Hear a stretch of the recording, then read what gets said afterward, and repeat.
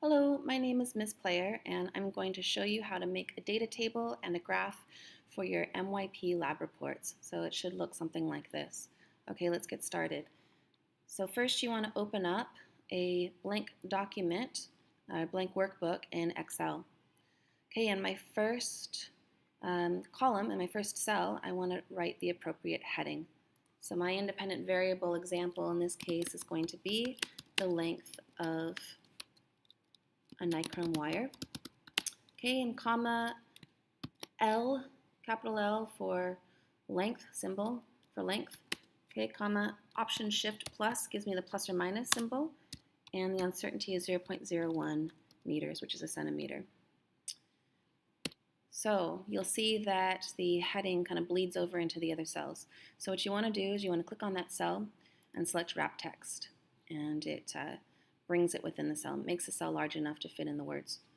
Then in the next column over, we're going to have the heading for what we measure, and we're measuring current in this case for the resistance lab. Okay, so it's measured current across Nichrome wire. The symbol for current is I. The plus or minus 0.01 amps is the sensitivity for the ammeter.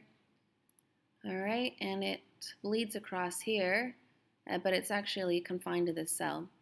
But what I want to do before I merge this across is I want to write in all of my trial columns. So I need 4 trials and the average. When I take the average current I, that's going to be equal to bracket T1 plus T2 plus T3 plus T4 divided by 4. All right, so in that cell, I want to wrap it. Cool. And then this heading applies to all 4 trials plus the average. So I select all those cells above it and I click on Merge and Center. Okay, and then you'll see there's a blank cell right here, so you want to go ahead and merge these 2 cells too. Now, ultimately, what I want to plot length against is resistance. Now, resistance has to be calculated. So the resistance of the wire, symbol R for resistance, and that is going to be equal to 2 volts, which is the controlled voltage on the power pack, divided by the average current.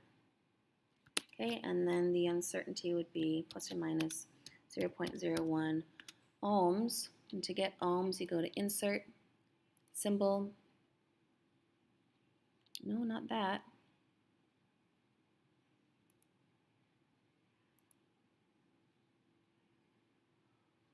There we go. There's the omega symbol. Okay, I want to click on Wrap Text and then merge these 2 cells.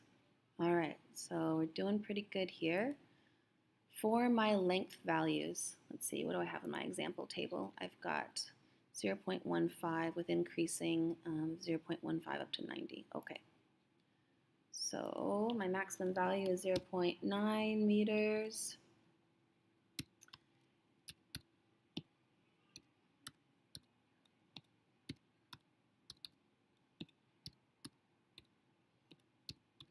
Okay, all right, good. So I've got all my lengths there, and I need to input all of my trials. And instead of typing them in manually, I'm just going to copy and paste what I have in my completed data table here.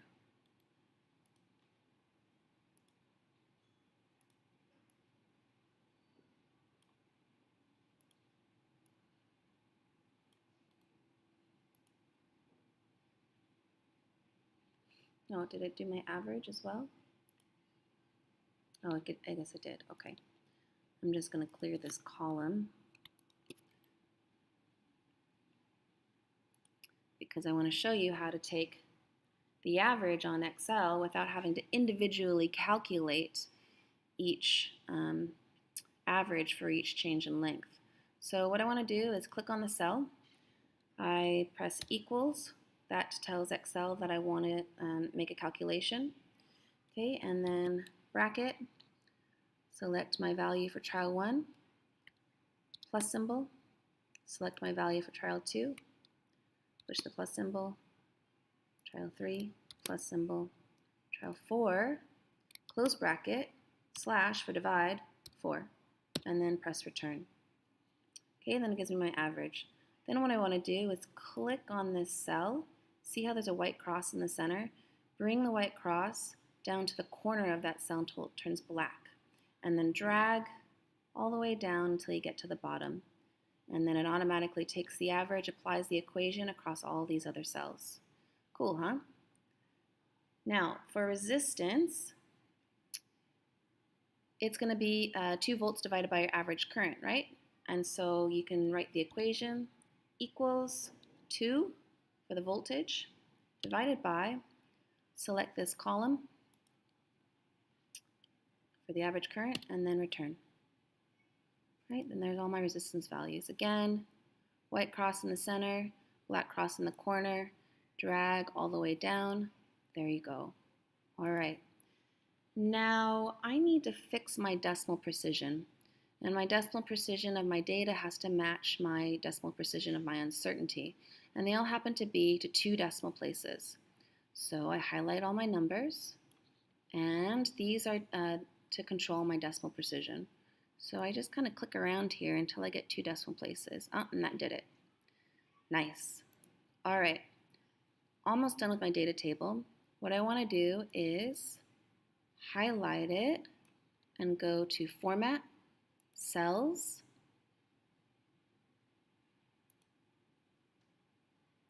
okay, select Border, click on Outline and Inside, OK.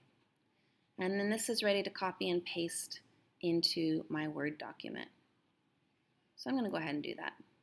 If you don't put the borders in, then you're just going to have these free-floating numbers and headings, and it just doesn't look very nice. So I have an appropriate title, data table to show how the length of a wire affects its resistance. I just paste what I copied from Excel, and there it is. All right, now on to the graph. So I need the x coordinates, which are length, versus the y coordinates, which are resistance. So I need to make another 2 columns of those coordinates, which is what I'm going to plot the graph with. So I copy my length, I just paste it down here somewhere. All right, and then I copy my resistance and paste it next to the length. And thankfully the values are the same. Oops, I don't know what happened here. This is not supposed to be 0.9.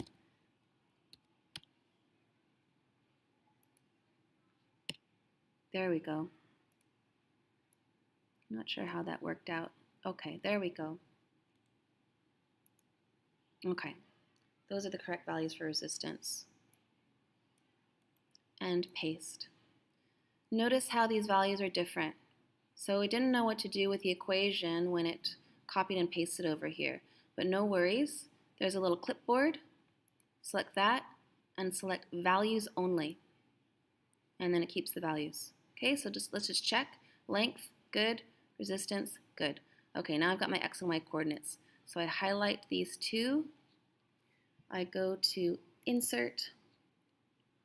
I select Scatter. Okay, I'm going to just make it a little bit bigger so we can see what's going on here. If you have a series on the side, delete it, please. Click on one of these data points and make sure that all of them are highlighted. Then you can hover over any data point and right-click and go to Add Trend Line. Now it's going to automatically want to do a linear trend line. Do not plot a linear trend line if it does not look linear. So play around with these different ones, different trend lines, until you find one that is an appropriate fit. I'm going to select polynomial. I think, let's see, it's either, yeah. I'm going to select polynomial. I think that looks the best. Okay, now we need axes titles and we need a chart title. Okay, so chart title, go to add chart element and axes title, primary horizontal, that's my x-axis, that's my length. So I want to copy the heading details and paste that into my x-axis title. All right, go back to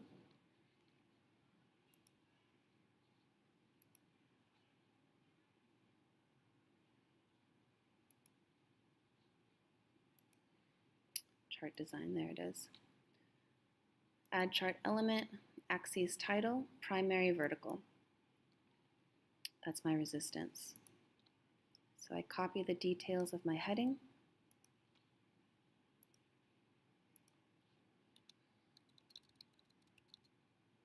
and paste it on the y-axis. And then my chart title should be my research question. So my research question is, how does the length of a nichrome wire affect its resistance when 2 volts is applied? Okay, I could do one more thing to make this really nice. Click on the chart, go back to chart design, add chart element. We can make the grid lines even more fine. Grid lines, so primary, minor, horizontal, and primary, minor, vertical. Basically, you check all of these. Okay, then copy that.